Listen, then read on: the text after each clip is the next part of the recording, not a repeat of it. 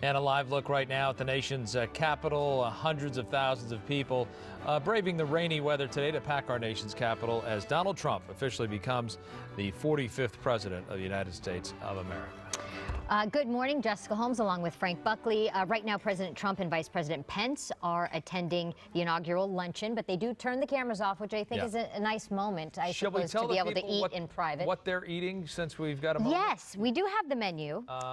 It involved lobster. Hold on a second. There was lobster. There was Gulf shrimp. That was a little nod to Florida and Mar-a-Lago. Maine lobster and Gulf shrimp, saffron sauce, and peanut crumble, accompanied by a Chardonnay. There's going to be a lot of drinking at the lunch. All California Chardonnay or wines, I believe. Right, followed by grilled Angus beef in dark chocolate and juniper jus with potato gratin, served alongside a Napa Valley Cabernet Sauvignon. So they'll be drinking aplenty and champagne as well. Also, a little tidbit: the champagne only $13 a bottle.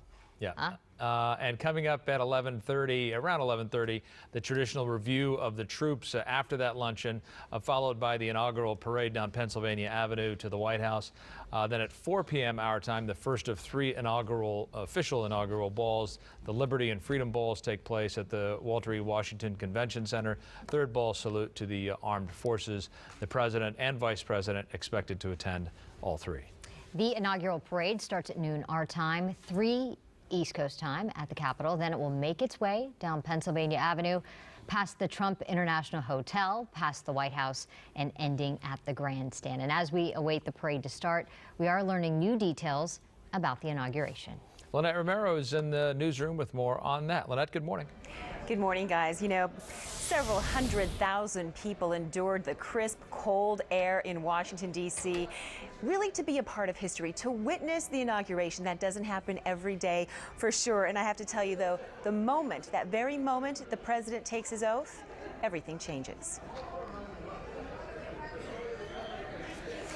We watched it happen here, and we're in the newsroom here, so you can see all the excitement. A lot of people here, but you're glued to the television. It doesn't matter if you're a Republican or if you're a Democrat. You know that that transition of power is a significant time in history. So you're looking at this live picture of the White House, and everything is indeed changing. I wish we could see if that moving truck is here. Here's what we do know is that the movers at the White House only have about 5, maybe 6 hours to move the Obama family out of the White House and move the Trump family in.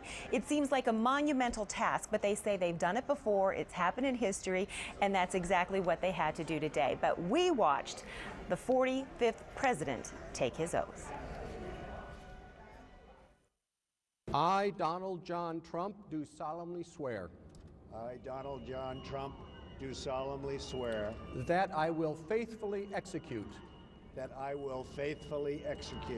office of President of the United States the office of President of the United States and will, to the best of my ability, preserve, protect, and defend the Constitution of the United States. The Constitution of the United States. So help me God. So help me God. Congratulations, Mr. President.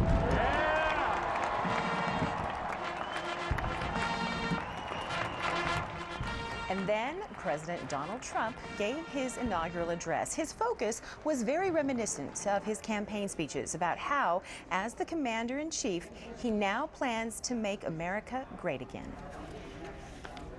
That all changes starting right here and right now, because this moment is your moment. It belongs to you.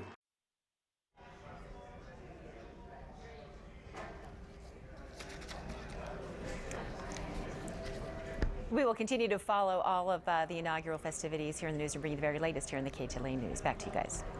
Okay, Lynette, thank you very much. I want to get back to a live picture from Washington.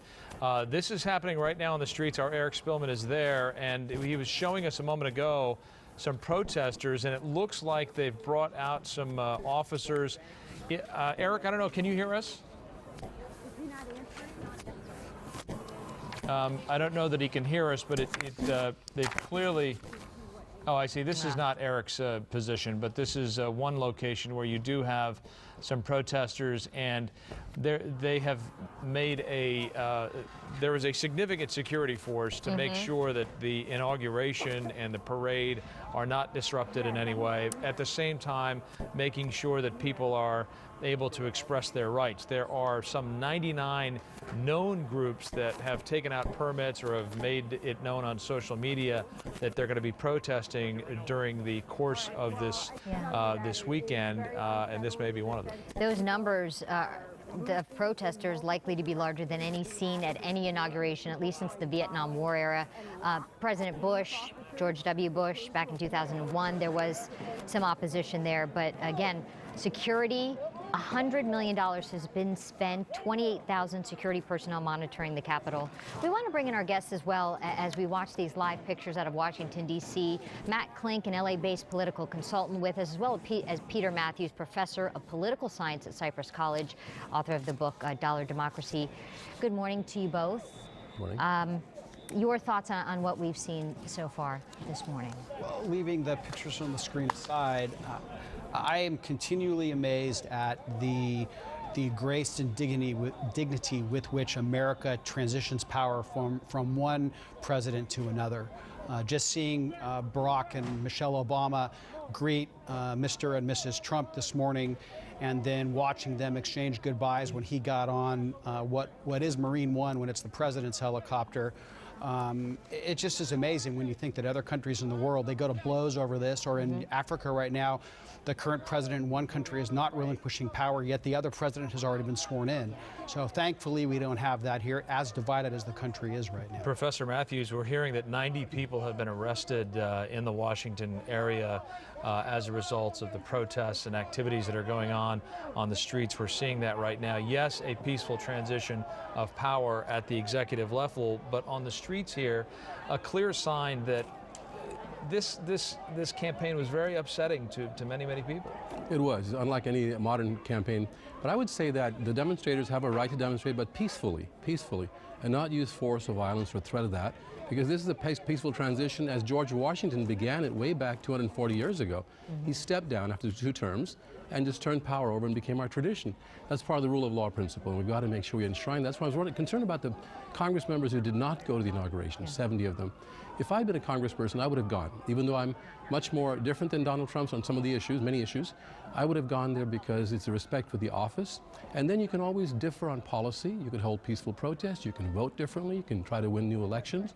That's the way I would go. I would have gone, I think. And that's why I'm a bit disappointed about the 70 members of Congress who actually boycotted it and questioned the legitimacy of our president. Some of them have said, however, that some of the appointments that have been made, some of the statements that have been made during this campaign, it normalizes bigotry, and yes. it's not, and it's a protest against that. So, and I understand that, because at the beginning of the campaign, candidate Trump did in fact talk about the border and say that immigrants, illegal immigrants have been coming over, and many of them are rapists and criminals and all. That really inflamed a lot of feelings about bigotry. So I think now it's time to go forward and to go ahead and let's see what Trump will do. Support him when you agree with him, oppose him when you don't, as Bernie Sanders himself said. What's interesting, though, is that the 70, they will face no political consequences because every single district is a overwhelmingly Democratic majority district, so they will pay no price for not showing up.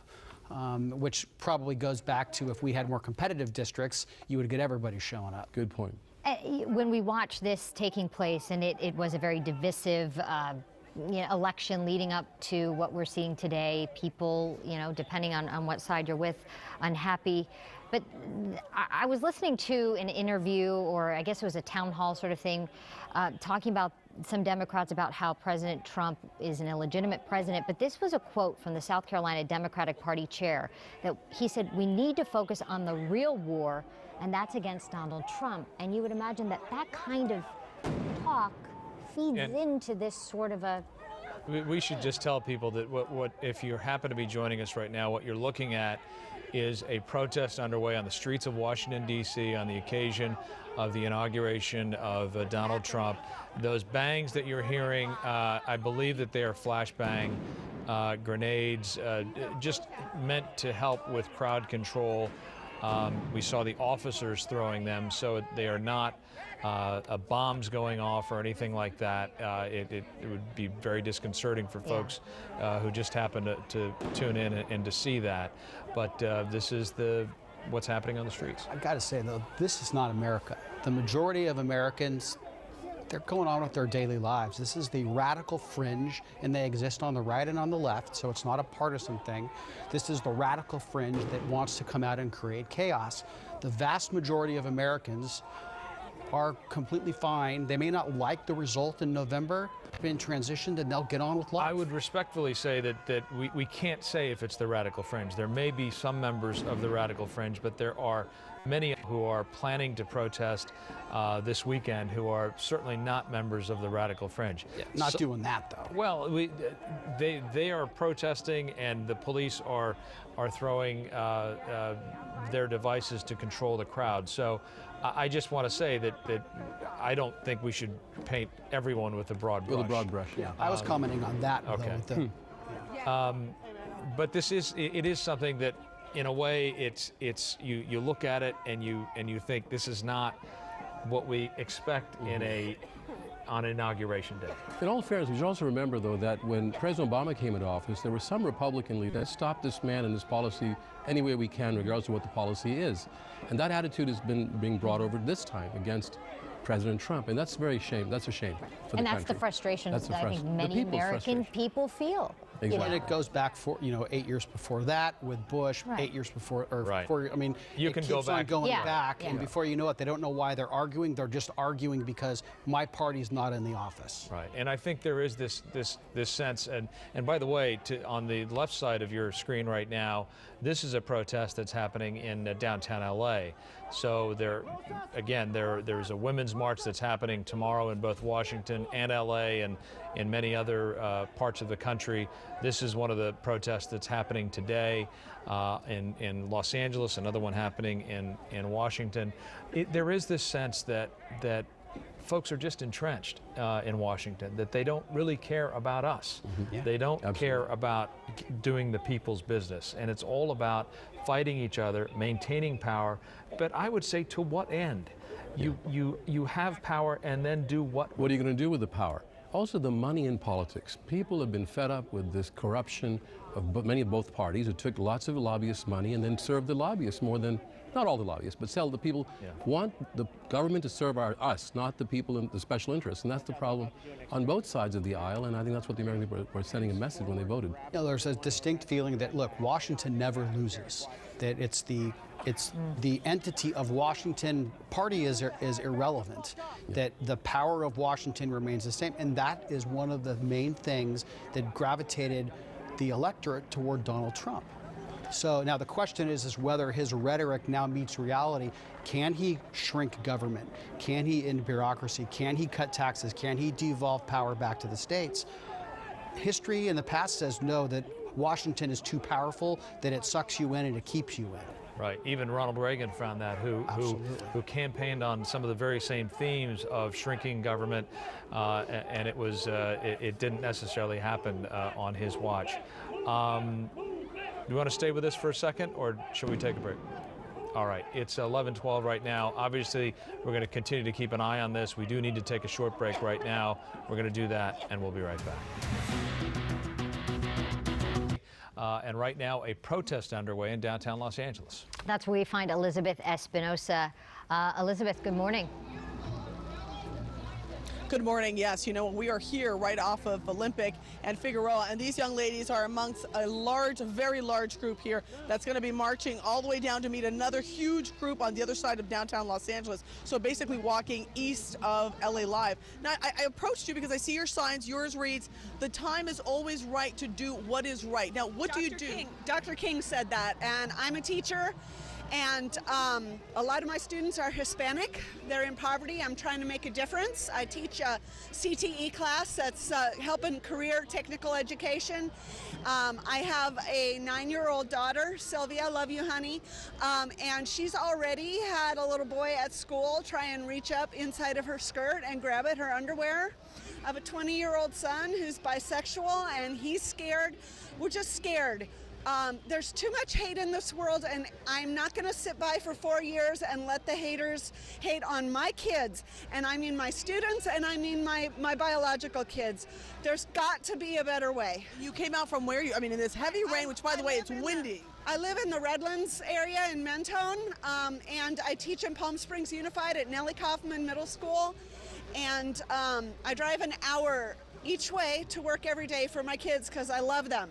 And I do not want them to live in a world that's filled with hate. I feel your love, your compassion. In fact, if you see in the background, there are a ton of signs, and of course, they've got a blow-up doll of Donald Trump, now our new president. And you see the pink umbrella, very cute, with you're borrowing it from your friend. This is your first time at a march ever in your life? I've never been to a protest, and you know what? I went to graduate school at UC Berkeley, so that's really saying something.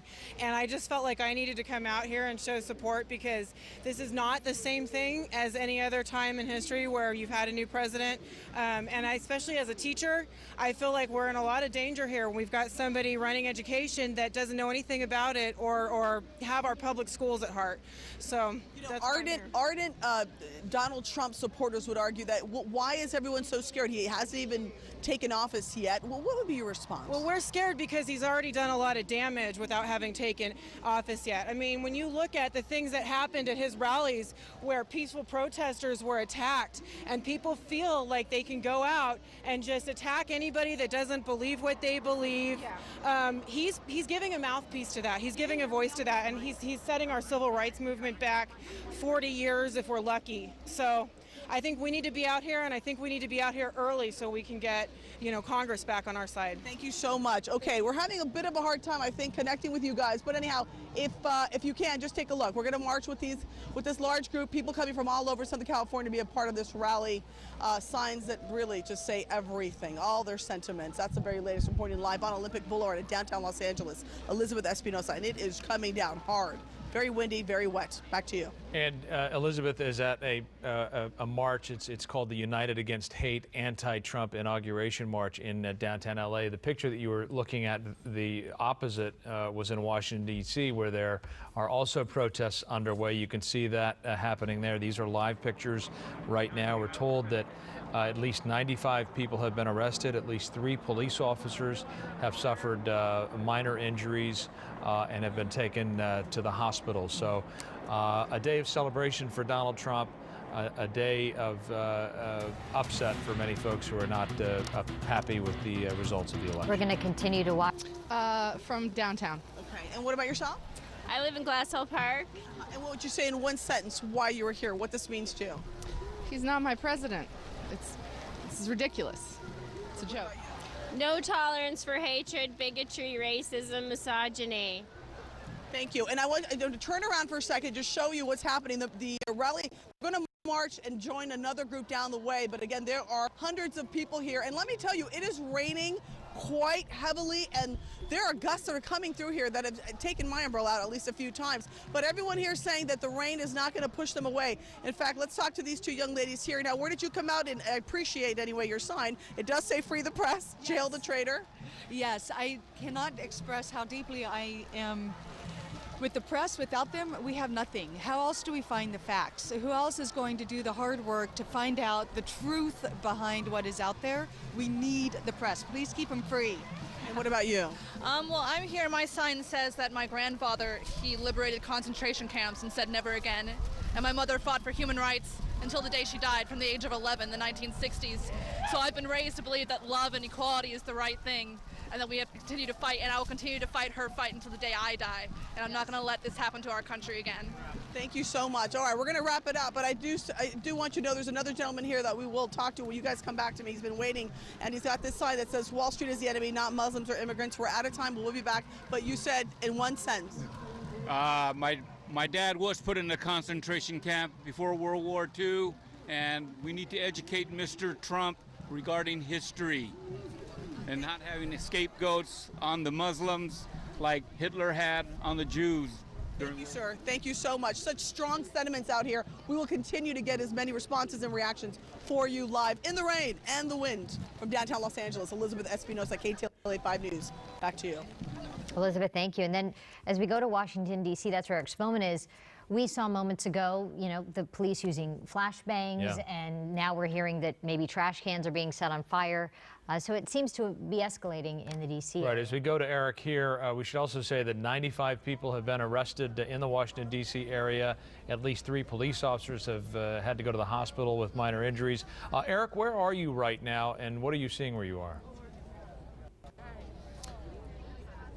Well, we are away from where the violence is. We're on the parade route here this morning. We're in front of the museum dedicated to news on Pennsylvania Avenue here, and this is the scene. Lots of law enforcement lined up here. The parade hasn't started yet, obviously, and huge crowds on both sides of the street with people waiting for it to begin. It took a long time to get through security, at least 45 minutes to get through. It was very thorough, very extensive, but we made it, and we got a pretty good spot here, and we're talking to people. Let's talk to this gentleman over here with a couple of youngsters. Hello. Hello, how are you? Good. Where are you all from? What do we have here? We're born and raised in Kentucky, but moved to the area not long ago. And who are these young people? This is Kendall, and this is Chloe. Right. Yep. And thought you'd show them an inaugural parade, did you? I tell you what, trying to just soak up all the history here. You think they understand what's going on? I think they do. They are actually talking about, Daddy, Donald Trump is our new president. So yeah, they understand. They know it. Absolutely. Did you listen to the inaugural speech? We barely got ability to listen to the last part of the speech as we were getting through security. So it took you so long to get through security you couldn't even hear the speech? Yeah, we stood in line a long time. But I see you're wearing a Trump button, and so you've been a supporter for a while. Yes. What does this day mean to you? I think it's a great historical day, and maybe great things are in it for the future. All right. Thank you so much for talking to us, and I hope your children enjoy and understand, and see, it'll be great. All right, thanks for talking to us. Yeah, taking a look again at the parade route here, and it looks like 15 to 20 minutes away before this thing starts. And there are some 8,000 participants in this parade. As soon as it begins, you can come back to us, we'll bring you an update. We'll send it back to you. Eric, thank you for that. And interesting to see both sides. You know, we talk a lot about the country is divided and the way they feel about today. You saw the protest with Elizabeth, and then you see where Eric is in Washington, D.C., and that man talking about how he wanted to show his children what today is all about. Yeah, and however you feel about the outcome of the election, this is a historic day. It's a momentous day, an important day in America, and people are there to witness that history. A few minutes before 12 o'clock right now, the inaugural parade will begin shortly. We will have live coverage. Right now, though, we're going to take a short break, and we'll be right back.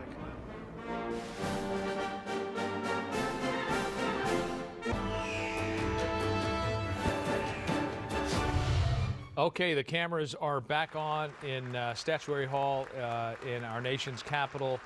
The toasts are about to happen during this lunch.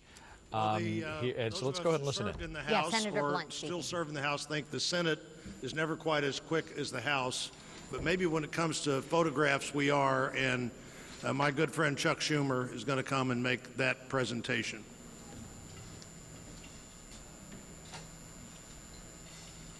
Well, thank you, Roy. And first, let's have a hand for Roy. He did a great job, he and his staff, on this inauguration.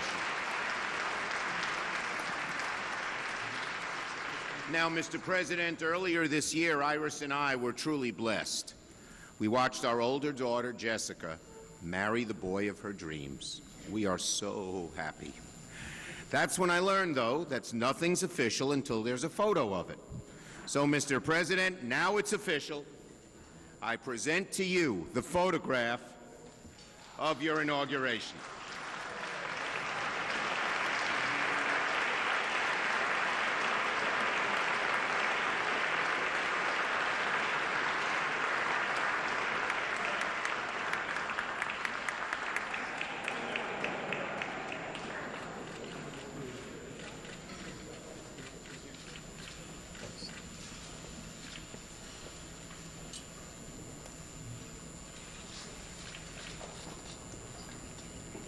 So, Mr. President, Mr. Vice President, and Mrs. Trump and Mrs. Pence, a gift that you're going to have a chance to look at more later, and a lot more over the years is something that really a tradition that started now. This is the 8th inauguration where the Lennox Company has made a special presentation of a gift made uniquely for each of you and uniquely for this event.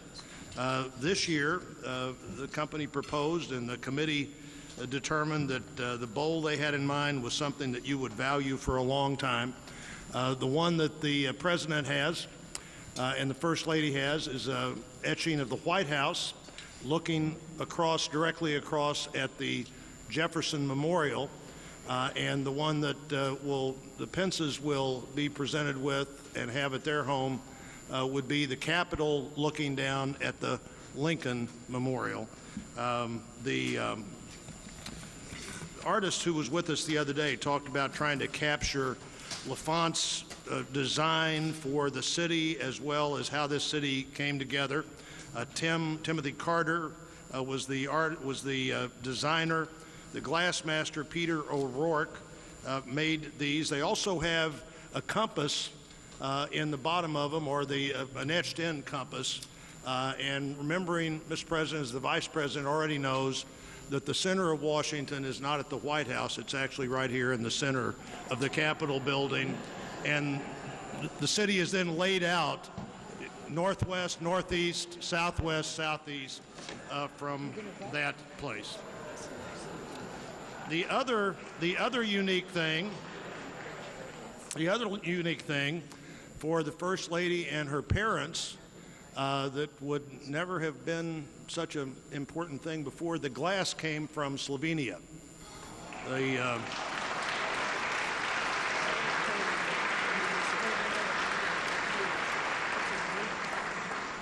The designer thought that the best glass in the world for this particular design, which he began to work on last summer, was glass from Slovenia. Maybe he knew something that none of us quite knew for sure at that time. I'd now like to have the toast to the Vice President and the President. And the Speaker and I both served with Mike Pence, so it was a challenge for me to give up this moment. But Mike Pence, a man of the House, the Speaker of the House, will bring that toast, and then the Majority Leader will come and toast to the President. And Mr. President, if you have anything to say at the end of those remarks, I'd also like to say, so I don't forget to do it, thanks so much to the staff that made all this effort happen today.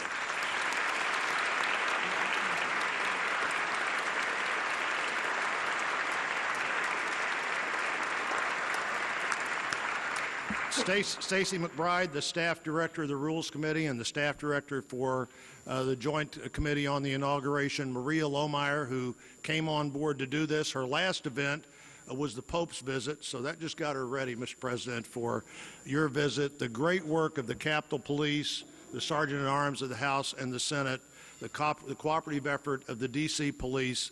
Our goal today was for this event to be an event where people came, and when they left the event outside, that they felt like they had all the freedom that you could possibly have and still have all the security you needed. I hope people left feeling that way, and if they did, it was the great work of so many other people. Mr. Speaker.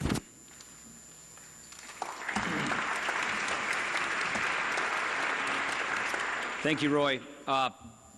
This is a great honor and privilege to toast my dear friend and former colleague, Vice President Mike Pence.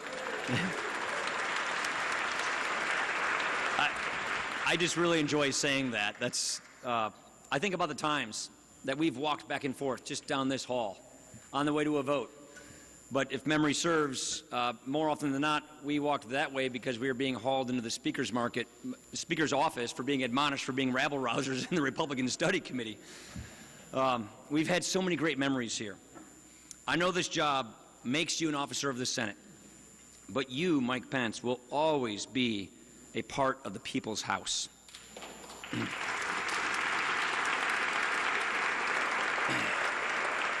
We talk about our two bodies quite a bit, and if I had to use a sports analogy, I would say we play rugby, they play golf. Just saying.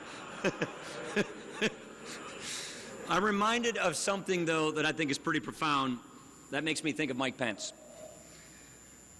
I'm reminded of the words of Mike's favorite author, Mark Halperin. As long as you have life and breath, believe. As long as you have life and breath, believe. Ladies and gentlemen, there was no one that I have served with who brings more belief to his work than Mike Pence. No one believes more deeply in our country and her people. No one believes more deeply in our capacity to do great things. He is a happy warrior. The president could not have chosen a better partner for this work than Mike Pence. So, Mr. President, Mr. Vice President, we raise our glasses to you, to Karen, and to your beautiful family. May you have every blessing and success as the 48th Vice President of the United States of America. Sláinte.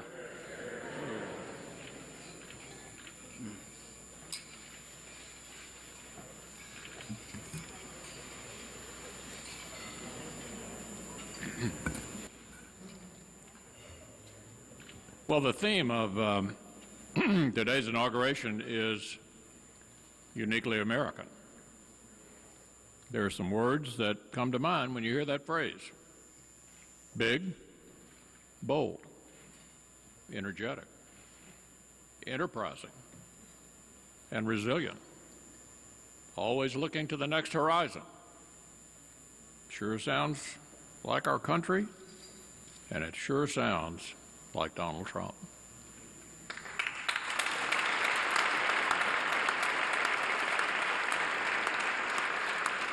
Our president has surmounted formidable challenges getting to this moment. He's been underestimated often, but he never let it stop him from succeeding. We're wishing him similar success as he turns to the charge of governing. We face many challenges, but we've been challenged before and emerged stronger. We live in changing times, yes, but some things endure, and we celebrate one of them today. This inauguration is a reminder of our common story as Americans. And on this most uniquely American of occasions, I ask you to stand and join me in raising a glass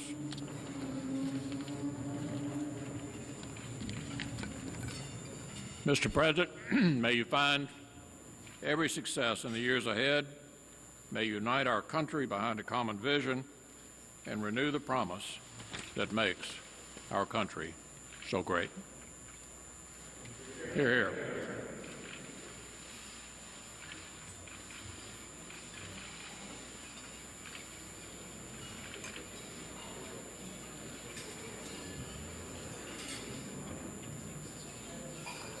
Mr. President.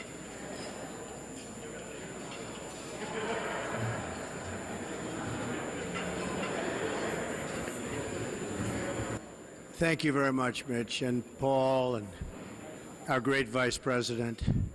I don't think anybody wants to hear me speak anymore today, right? So we'll cut it short. But we have so many of our cabinet members here. I see my generals. Those generals are going to keep us so safe. They're going to have a lot of problems the other side. They're going to look at a couple of them. These are central casting. If I'm doing a movie, I pick you, General Mattis, who's doing really well. Even Chuck likes General Mattis, right? And General Kelly. And we had a very interesting talk. Kiddingly, he thinks we're doing great at the cabinet level, but we're going to do just fine. We're going to do just fine. But you know, I'll tell you, there is something that I wanted to say, because I was very honored, very, very honored, when I heard that President Bill Clinton and Secretary Hillary Clinton was coming today, and I think it's appropriate to say, and I'd like you to stand up. I'd like you to stand up.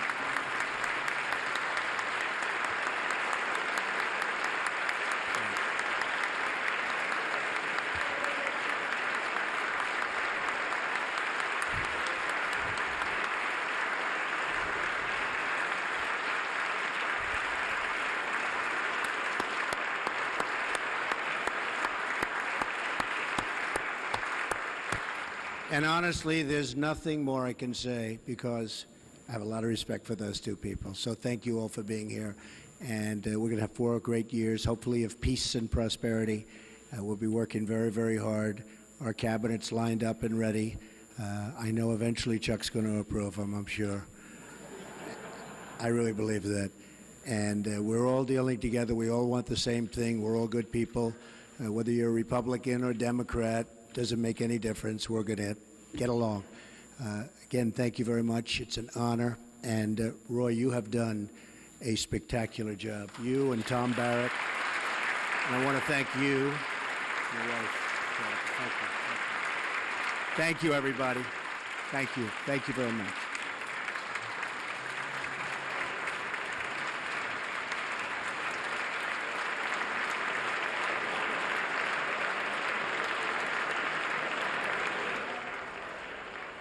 All right, we've been watching the inauguration luncheon at the Capitol, which of course is a tradition that goes way back, takes place after the new president takes the oath of office. And of course, we are awaiting the start of the inauguration parade, which was supposed to start 4 minutes ago, but things are running just a little bit behind.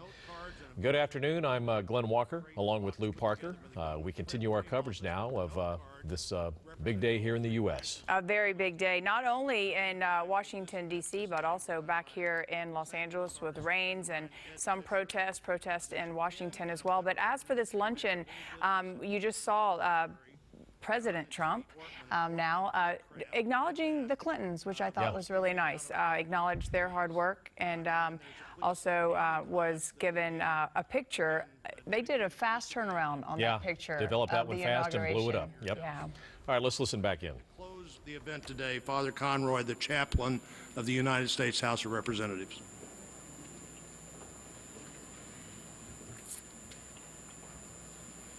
Let us pray. As we leave this place, we give you thanks, O Lord, for the meal we have shared and for those who worked hard to prepare and deliver it to us. May we be always grateful for the kindnesses we receive. We thank you as well for the celebration of this day when our nation once again models for the world the greatness of peaceful transition of power. We ask a special blessing upon our new president, Donald Trump. Give him an understanding heart to discern between good and evil. May he be strengthened in his work and grow in understanding as he proves ever attentive to the American people. We pray that he might become his best self. Bless as well all those who are in place to exercise power in our nation. Save them from seeking those things eschewed by Solomon: long life, riches for self, and the lives of enemies, and impel them to seek the gift of discernment so as to understand justice.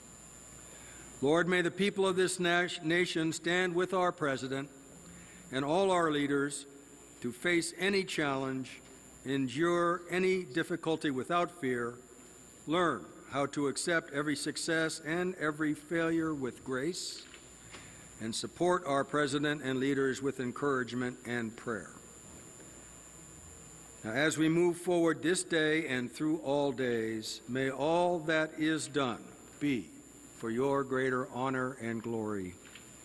Amen. Ladies and gentlemen, please remain at your seats as President Trump, Vice President Pence, the Joint Congressional Committee on Inaugural Ceremonies, and the official party depart National Statuary Hall. All right, if you're just joining us, we are having a little peek into the inaugural luncheon that is just wrapping up here. They're running a little bit behind prior to the parade that will get underway very soon as well, which then will turn into events for the Trumps tonight for 3 balls that they will attend, 2 formal balls and then 1 for the military. So a busy day. They attended church this morning, and then of course the inauguration. You can see there President Clinton in the far right corner, Trump just acknowledging them.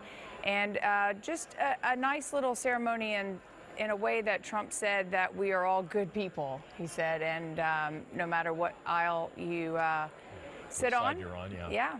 Well, I think at the end of the day, when it comes to politics and whatever side of the aisle you sit on, you know, whatever you're thinking, in your own mind, you want what's best for the country. You know, it may be different from what somebody else thinks, but that's what it's all about. And that's why it's worked. Meantime, we're getting ready for the start of this parade. Diane Gallagher standing by in Lafayette Park. A lot of folks out there waiting for this thing to get underway, which, as we said, right now is about running about 9 minutes late. Diane. It will probably be a little bit later as well, Glenn, Lou, but these things tend to run late in these types of situations. It does look like there's going to be a little rain on Donald Trump's parade today. It's starting to sprinkle yet again, but it's been doing this off and on all morning, and it really was, as untraditional as Donald Trump is, a pretty traditional inauguration day. Swear. I, Donald John Trump, do solemnly swear sworn in as the 45th President of the United States that I will faithfully execute the office of President of the United States. The office of President of the United States. Unconventional on the campaign trail, Donald Trump sticking to tradition Friday. With a defiant inaugural message, reminiscent at times of campaign speeches. We assembled here today are issuing a new decree to be heard in every city, in every foreign capital, and in every hall of power. From this day forward, a new vision will govern our land.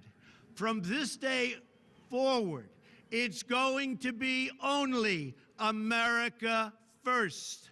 Trump set high expectations of his new administration.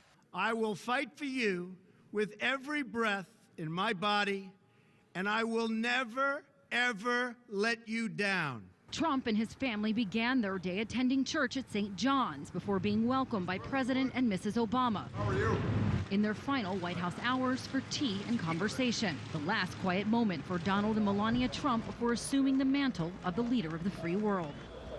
And of course, again, we are waiting for that inaugural parade to begin. Of course, the man of the hour still there waiting to leave and come and join this to get things started. You can probably see behind me the VIPs and like their covered area there. Several people now gathering up on those risers, lots of ponchos. They did decide to allow umbrellas because of the weather here. And it goes straight through the middle of D.C. Up until the White House. And so a couple blocks away from the parade route, there have been some protests, Glenn, Lou, but the Capitol Police have said that they are working to get everything under control. It's not on the parade route that are lined, of course, with thousands of supporters and protesters here in the city. All right, Diane Gallagher, I'm sure we'll check back in with you in just a little bit. We appreciate it. Yeah, right now we want to take a look at a photograph that is just coming into the KTLA 5 newsroom just to show you some of these protests have definitely got out of control.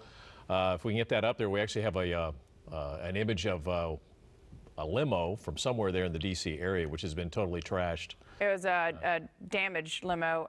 Those protests, at least 95 people arrested today so far, and word of 2 officers injured as well.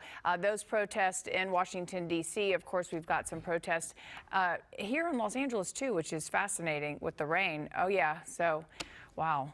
Yeah. It's a lot of damage there. Really big, expensive stretch limo, and you can see all the windows there on the one side of it, all pretty much busted out. So things getting a little out of control there, but most of those protests, as they said, taking place away from the parade route, though I'm sure there will be attempts to try to disrupt things. But I would imagine with all the security there in D.C., that's not going to happen. And take care of you why, there's a better world that's coming. Tell you why. We will beat 'em on the land, on the sea, and in the sky. There's a better world that's coming. Tell you why. There's a better world that's coming, don't you see?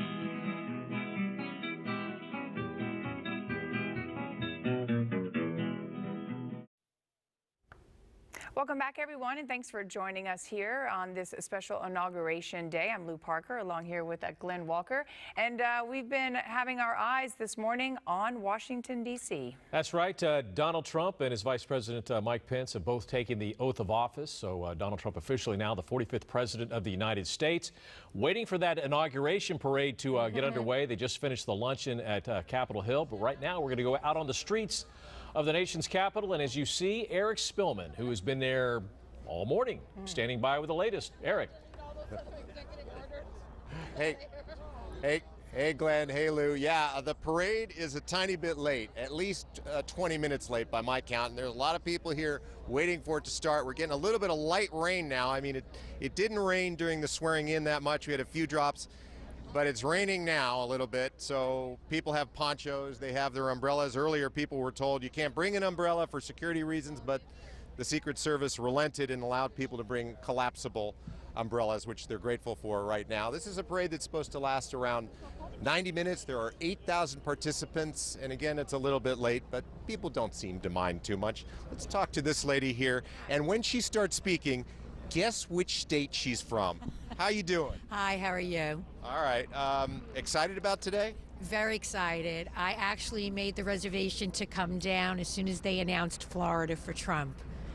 So I was on the couch and I dialed the hotel and made my reservation. So very, very excited. And you're from New Jersey, just in case anyone... I'm from New Jersey, originally from Brooklyn, Donald Trump land, so yeah. Did you listen to the inaugural speech? I did, and what I liked about it was he really stayed on his original message. It wasn't this idealistic, what could be, what he's going to try to do. He really stayed on his message, and he has a practical approach, and I think a very heartfelt approach to how he's going to make America again. It was very moving.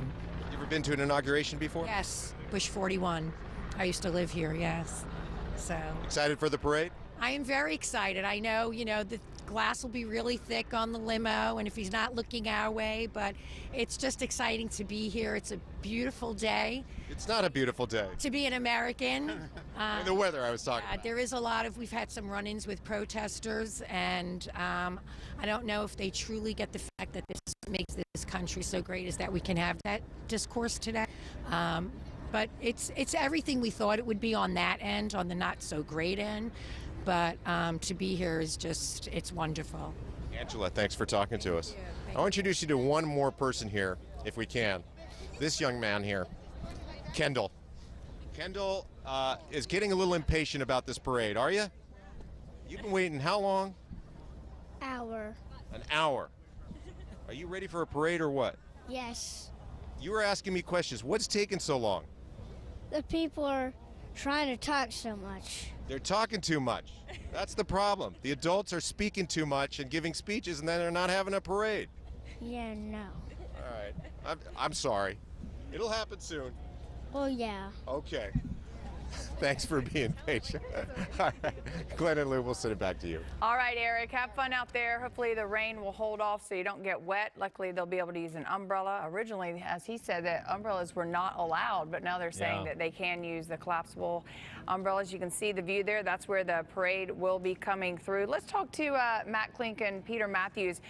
Guys, this parade dates back to 1789, all the way back to George Washington. Yes. In New York City then, though. Yes. Yeah. So it's a big deal, a chance for the people to acknowledge them and to celebrate the new president and vice president. Yes. The longest parade was under President Eisenhower. It lasted over 4 hours long. Can you imagine that? 4 hours? 90 minutes is, wow. is good enough. Yeah. That was very interesting back in the 50s. Who was in that parade that it would be so long? Oh, I don't know, but it's long enough, isn't it? Well, they apparently have limited it to 15,000 participants now. That happened a few years ago. This year is going to be about 8,000 participants. But some of the things that we found out, which I thought was really interesting, with this rain that we saw, it's cold there. It possibly was going to rain. The only parade known to have been canceled due to bad weather was actually Ronald Reagan's second in '95 because the temperatures made it a dangerous situation. They actually moved the inauguration indoors. Yes. They didn't even have it outside because it was so cold. Yeah. When I was there for President Clinton in 1992 in the inauguration, it was very cold, but everything went on fine. No rain, no snow, but it was freezing. Yeah. But we stuck it out, of course. Yeah, this is always a bad time of year in Washington, but, you know, tradition is tradition. However, there was, I think it was William Henry Harrison, I believe, took the oath of office, caught pneumonia, died a month later. Yeah. Yes. Also, he had the distinction of giving the longest inaugural speech, which people speculate that may have been the cause for his demise. And you know why he gave it that long? He said, I want to prove that I want to prove that I have good health. Yeah, well, he gave a long speech to prove his good health. And how did that work out for him? Not too well. Yeah. Let's get back to the inauguration. President Trump's speech today, not what you typically hear. A lot of critics saying that didn't have a lot of substance, sounded more like a campaign speech. But to me, he was, besides eviscerating Washington establishment, to me, it seemed like his speech was directly to the people that put him in office. Yeah, I mean, Glenn, he was remarkably consistent to the tone that he used on the campaign trail. Now, I think what most people do, or what most president-elects do when they give their speech, they try to extend the olive branch and extend their vision to the entire U.S. population. I think that Trump is going to govern the way he campaigned. He has his agenda. He's going to do it his way. And he's going to either bring people along for a ride or attempt to leave them in the dust. It's worked for him so far, but what about now?